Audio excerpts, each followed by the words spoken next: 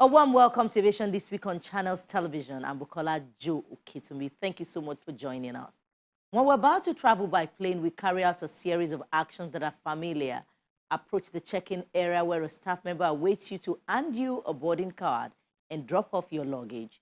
After passing through security checks, another employee takes you to the aircraft by bus if it is parked at a distant location. In the meantime, other workers have filled the aeroplane with fuel. Other agents have provided the catering. The baggage has been loaded onto the hold. These activities define the term ground handling. Ground handling is a key aspect of airline and airport operations and most times carried out by specialized companies who charge for the services. That's our interest this week. Do come along with us on this flight.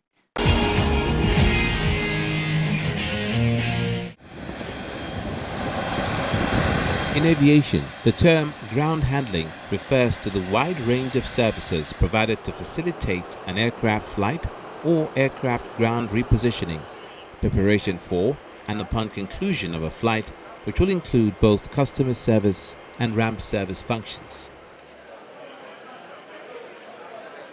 This is the departure check-in area at the Murtala Muhammad International Airport, and passenger facilitation is ongoing.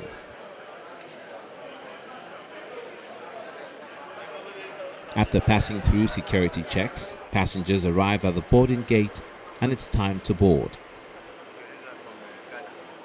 In the meantime, other workers have filled the aeroplane with fuel. Other agents have provided the catering. The baggage has been loaded onto the hold.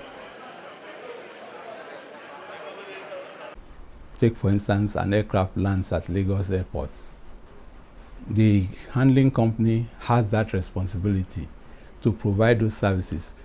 Passenger steps will come in so that passengers can disembark. That's the first thing. Then the baggage will be towed to the arrival hall where they can pick up their baggage.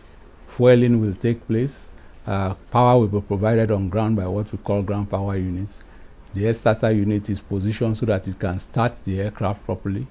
The inside of the cabin will be cleaned and everything ready. In the meantime, the checking of passengers is going on, right? And those passengers are the new ones that will now be called in to board the aircraft. The aircraft is already prepared for the next service. So, in between their boarding, then their baggages are being loaded into the aircraft to the next airport. Many airlines subcontract ground handling to handling agents or even to another airline. According to the International Air Transport Association, conservative estimates indicate airlines outsource more than 50% of the ground handling that takes place at the world's airports. Other services provided include ramp handling, which includes loading cargo, powering the aircraft while on ground, and pushback as the aircraft prepares to leave. Usually there's a large number of personnel and equipment around the aircraft.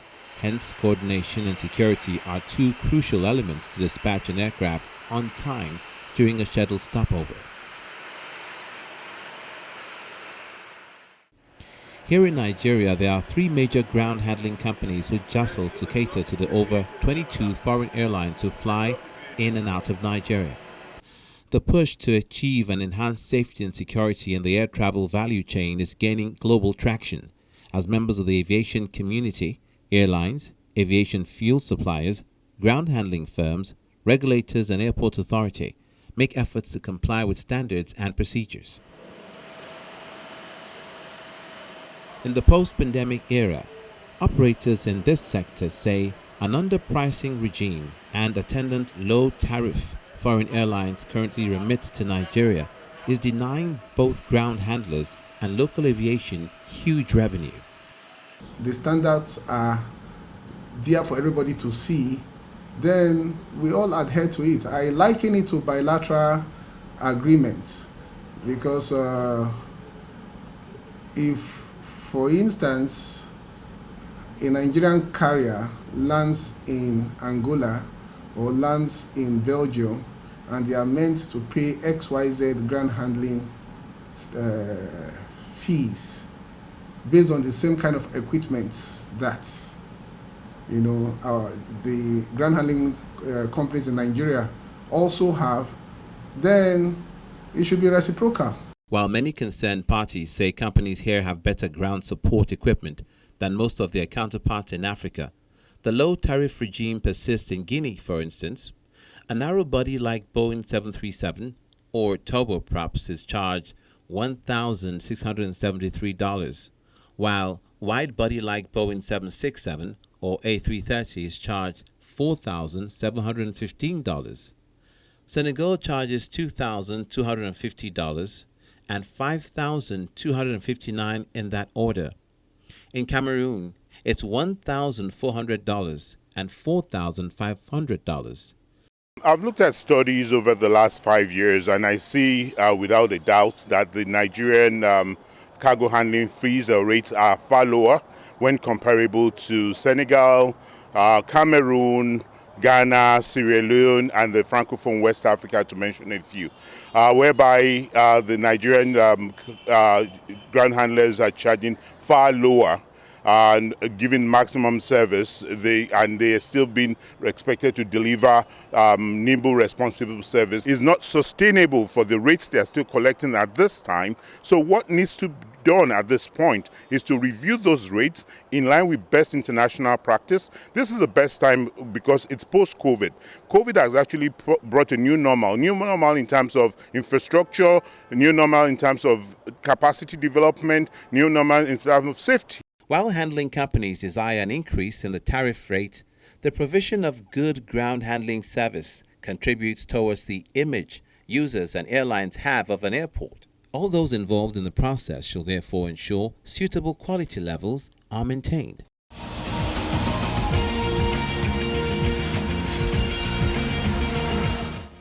Our guest is Captain Shehu Yao, a former presidential aide and pilot with many years of experience, who believes ground handling in Nigeria should attract reasonable charges, and there's a role for the Nigerian Civil Aviation Authority to play.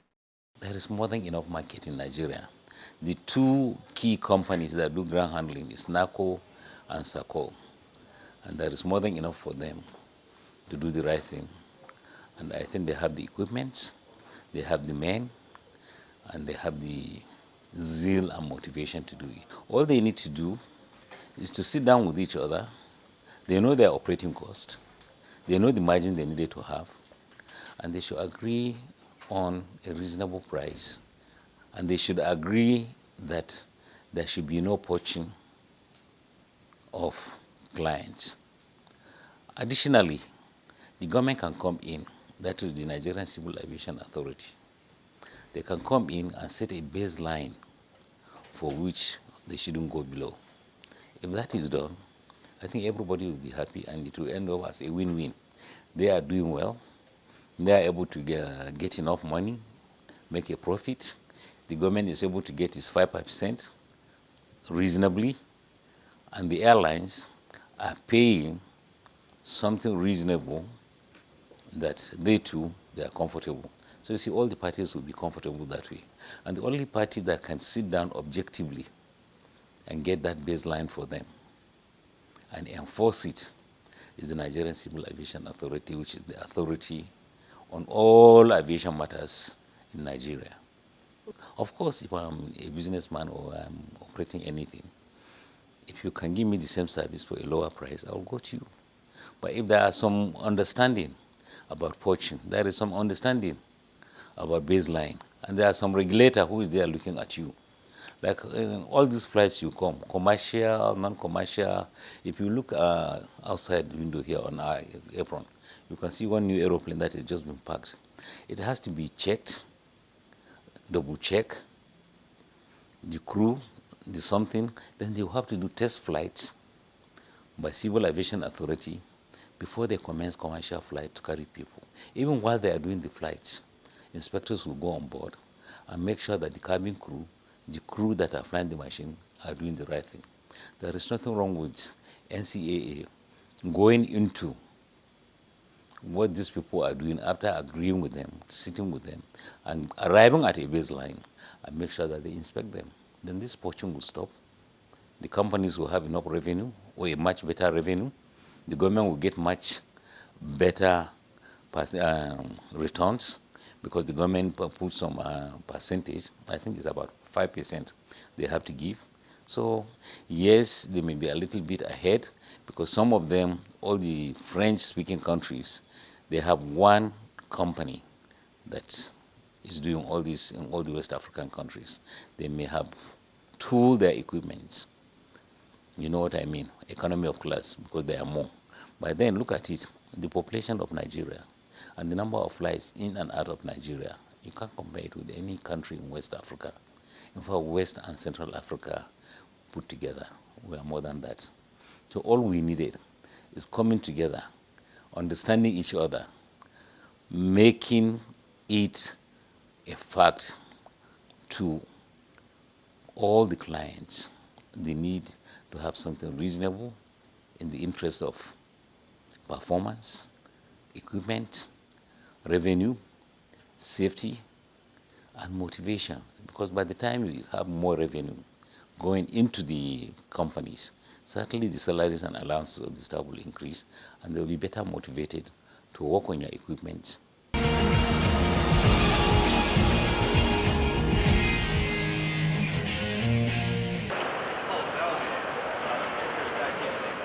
Following the Ministry of Aviation's announcement that boycotting aviation services owes the Federal Airport Authority of Nigeria about 14 million naira, and the terminal operator's refutal of the issue, a concerned aviation party has said this matter must be put to rest if the looming airport concession will succeed.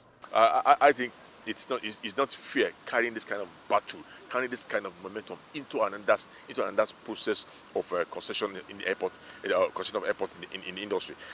It is important that all litigation pertaining to past concession should be settled amicably before we proceed on another round of concession. It's going to affect the quality of people that will come in for your concession process. It's going to affect confidence of investors when they see the kind of amount of litigation and a back and forth having to do with the amount of years and the amount of money being owed. That is not encouraging at all. Aviation fuel is described as the oxygen of the airline business. Although Nigeria is an oil-producing nation and the sixth largest producer in the world, its perennial inability to refine the product locally has made jet fuel susceptible to dictates of the exchange rate and therefore expensive. An operator in the aviation fuel subsector said it's important that Nigeria puts its act together if the airline subsector will further scale up. For over 200 million people, I mean, the kind of figure that we have of 20-something million travelers is an abysmal figure. You can't compare that maybe to a Singapore with 7.5 million population, and they have 23 million travelers. So at the level at which we operate, there's no reason why Nigeria should not be knocking about 100 million travelers, both in and out. And we can return Nigeria to the hub of West Africa, and we can even return all our airports to boisterous business arena.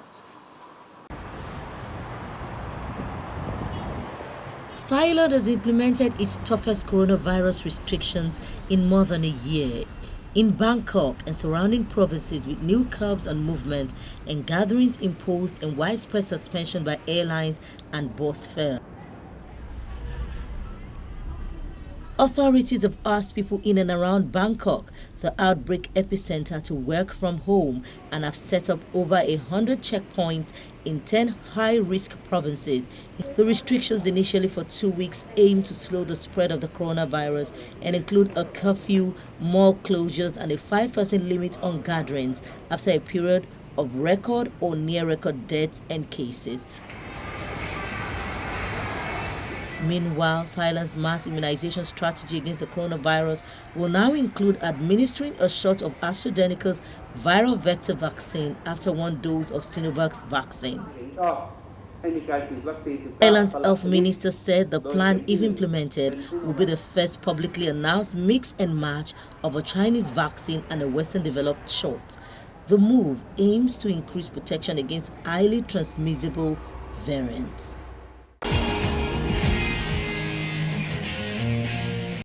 When Aviation This Week returns, a report on the anti-drug war. Do join us again.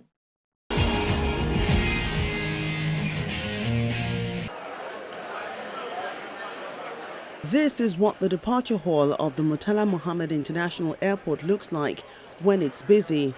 It's also the area where a lot of drug seizures are made by the National Drug Law Enforcement Agency.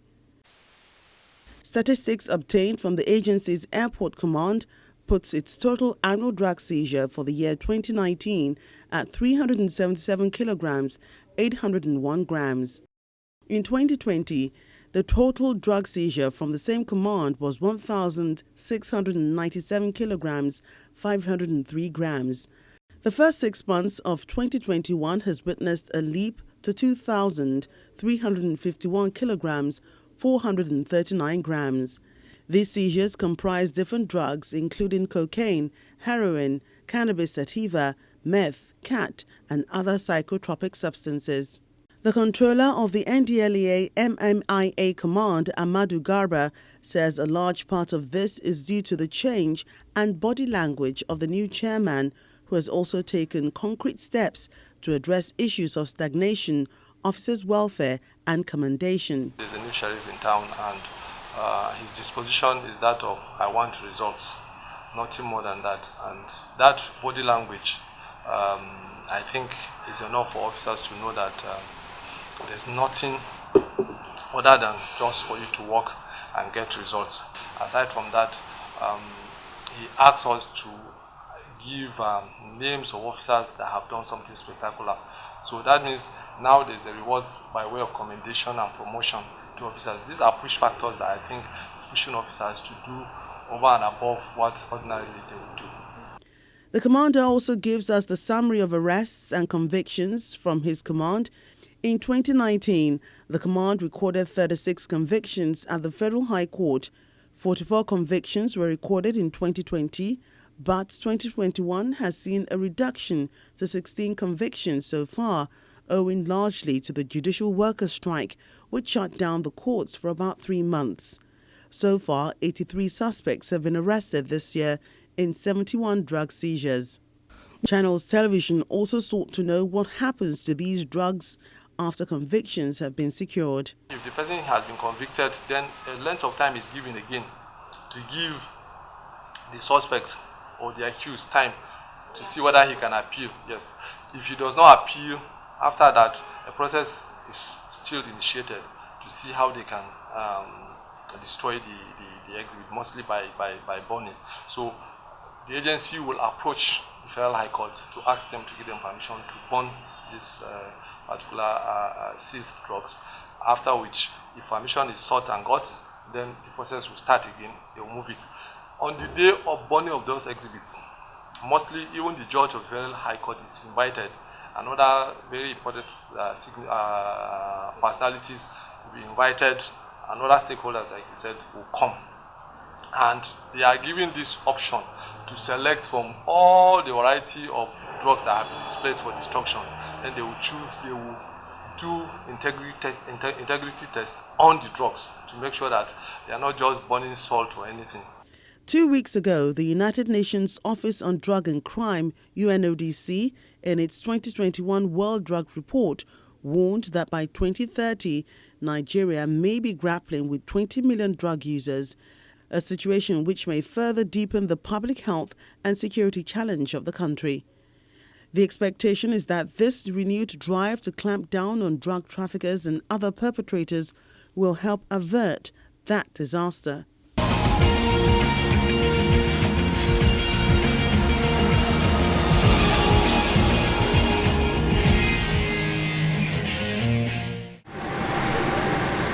At London City Airport, the air traffic controllers have gone.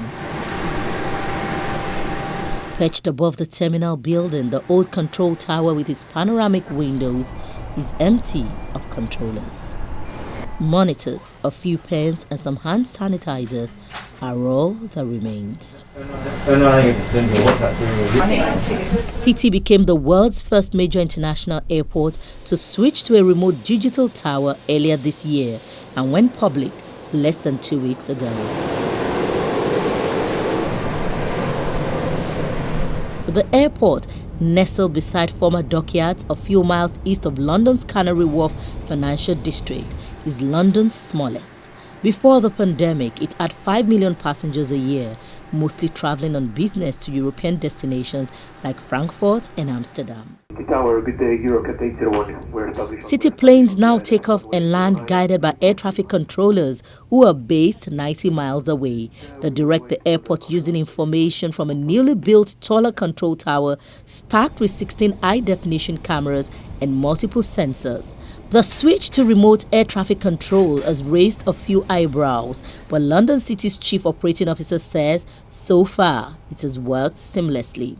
So the existing air traffic control tower was over 30 years old and required some significant investment to upgrade it. We also have implemented some new aircraft stands and we needed to change the location of the air traffic control tower. So we've moved location, and this is our new digital air traffic control tower. We cut over to that on the 23rd of January this year and began operating first flight from the 24th. And what that does is deliver digital air traffic control capability, and it's the first of its kind anywhere in the world at this scale. Metal spikes guard the top of the 50-meter tower to protect the cameras from birds, and each camera has a self-cleaning mechanism that stops insects and debris from blurring images. Those images then travel multiple separate high-speed fiber links to the remote center in Swanwick, Hampshire, where London City's air traffic controllers are relocated. The live sound of the airport is piped into the new control center so that controllers still hear the plane's engines roaring into life and the reverse thrust of touchdown. And the 14 screens in the Swanwick control center are not at risk from a buffering internet or lost connection. We're used to dealing with data and presenting that data to our controllers so that they can keep the aircraft separate, safely apart whilst they travel. So it's much the same here for the tower. We're using the data, we're presenting the pictures. We can see it, you can see it behind me. It's very much like sitting in the tower and seeing the aircraft operating. So it's a digital reproduction of the live picture. What you're seeing today is the live picture at London City.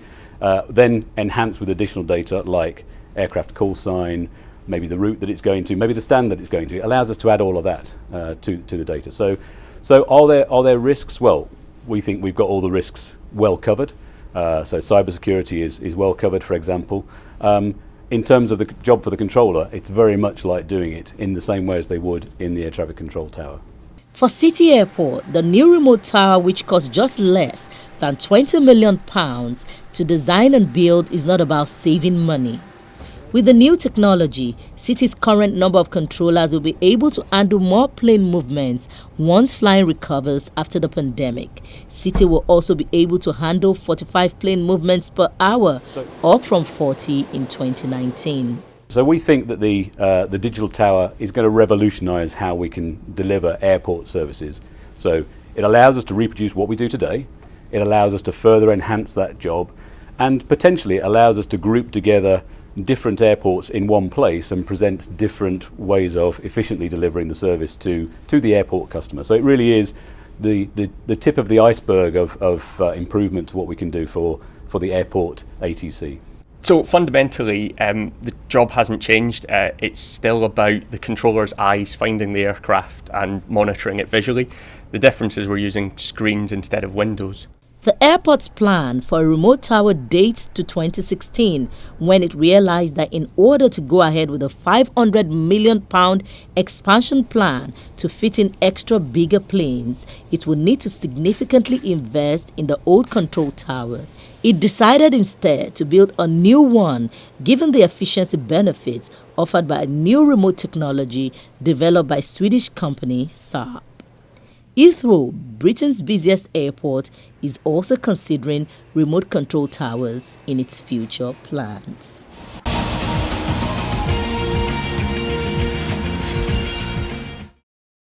That's all on this edition. Join us next week for another episode.